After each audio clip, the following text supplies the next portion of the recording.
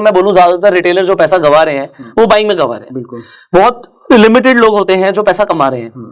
तो जो गवा रहे हैं आपके अकॉर्डिंग वो क्या गलतियां कर रहे हैं, और आप क्या खुद फॉलो करते हो, क्या डिसिप्लिन आप फॉलो करते हो जिससे आप अपने आप को कह सकते हो कि यार मैं सक्सेसफुल हूं इन चीजों की वजह से? बिल्कुल।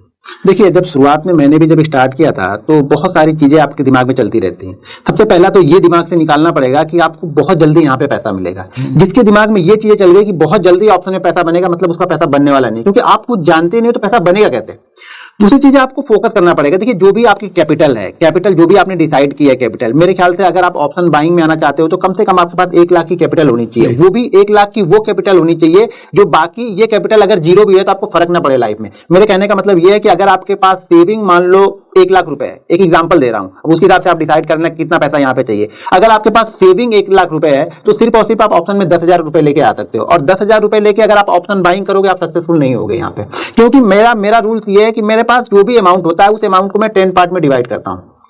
10 पार्ट में डिवाइड करके मैं एक पार्ट को ही ट्रेड करता हूं यहाँ पे। ऐसा नहीं कि मैं ऑप्शन में आज सक्सेसफुल ट्रेडर हूं तो मेरे पास अगर 1 करोड़ है तो मैं पूरा 1 करोड़ हर दिन ट्रेड करूंगा, नहीं, मैं वहां पे 10 लाख या 12 लाख या 15 लाख ट्रेड करूंगा, इससे ज्यादा मैं ट्रेड नहीं करूंगा वो। क्योंकि देखिए क्या होता है ना, साइकोलॉजी ये है ना कि अगर आपके पास जो पीछे बैकअप है ना वो बहुत अच्छा सपोर्ट देता है, मेंटली बहुत अच्छा सपोर्ट देता है आपको। अगर आपके अकाउंट में 10,000 ही है और 10,000 पूरा आपने ट्रेड कर दिया, अगर वो 10,000 आपके 10-20% उसमें लॉस हो गए तो अगला ट्रेड तो आपका बनेगा नहीं। अब उस ट्रेड से वो 20% रिकवर करना मुश्किल है। लेकिन मेरे पास क्या है, 1 लाख रुपए है, मैं 10,000 से ट्रेड किया, इस 10,000 में से 2,000 लॉस हो गए, अगला मैं 2,000 जो मेरे ट्रेडिंग अकाउंट में पड़े वापस मैं 10,000 से ट्रेड करूंगा तो इसको रिकवर करना आसान है। लेकिन कम हो जाएगा। अगर 8,000 से आप 10,000 बनाओगे तो नहीं बनेगा, लेकिन 10,000 से शायद 2,000 आपका आसानी से बन जाएगा। लेकिन 8,000 से 2,000 बनाने के लिए प्रॉब्लम होगी आपको। तो ये चीज हमेशा ध्यान रखो कि कैपिटल को 10 पार्ट में डिवाइड कर लो। अगर आपने 10 पार्ट में कैपिटल डिवाइड नहीं किया, आप भूल जाना कि आप ऑप्शन बायर बनना है आपको। ऑप्शन बायर बन ही नहीं सकते। लोग बोलते हैं कि ऑप्शन सेलर ज्यादा सक्सेसफुल होता है। वो क्यों सक्सेसफुल होता है कि उसका रिस्क मैनेजमेंट ऑटोमेटिक हो जाता है, वो एनएससी मैनेज करके देता है उसको। क्योंकि हम 1 लॉट बाइंग करने के लिए हमें प्रीमियम देना है, लेकिन उन्हें 1 लॉट बाइंग करने के लिए 65-70,000 शायद जो भी लगते हैं, मैंने कभी किया नहीं, 65-70,000 रुपए लगेंगे। 65-70,000 में कितनी क्वांटिटी लेगा वो? 25 क्वांटिटी लेगा। हम 65-70,000 में कितनी क्वांटिटी ले सकते हैं? शायद 1,000 क्वांटिटी भी ले सकते हैं, 2,000 भी मिल जाएगा हमें एक्सपायरी के दिन में।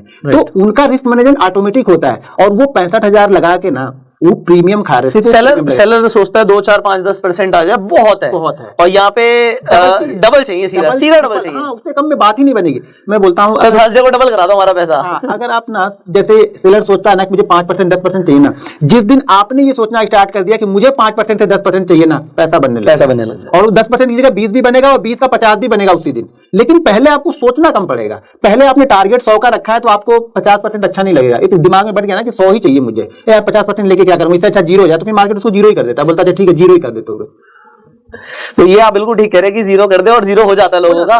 और जब जीरो होता है तो सेलर कमाता है। हाँ, वही बात है ना। अब हम आयरन कॉन्डोर्स करते हैं, हाँ, हम तो चाहते हैं जीरो। बिल्कुल बिल्कुल। तो अगर वो जीरो नहीं होगा तो हम कैसे कमाएंगे? हाँ, अगर हमने वो चाहा होता कि नहीं चलो 10% का लॉस हुआ मैं निकल जाता हूँ तो मेरा पैसा तो बच जाता ना। हाँ, बच जाता। क्या होता है, वो ऑप्शन बायर वो चाहते ही नहीं है, वो चाहता है या तो डबल हो या तो जीरो। जब इस तरह के खेलने का फिर जीरो होता रहता है। फिर इस तरह के खेलने का मतलब वही हो गया कि हम डेटा कारपे कसिनो गो में, कसिनो सेम, हाँ सेम हो गया कि भाई वो बन गया तो बन गया, नहीं तो फिर। लेकिन क्या होता है, कसिनो में अगर पैसा बन जाता है तो भी आप वापस नहीं आते हो और खेलते जाते हो और खेलते जाते। तो यहाँ भी अगर किसी दिन डबल बन गया ना तो अगले दिन आप डबल ही सोच रहे हो। मेरे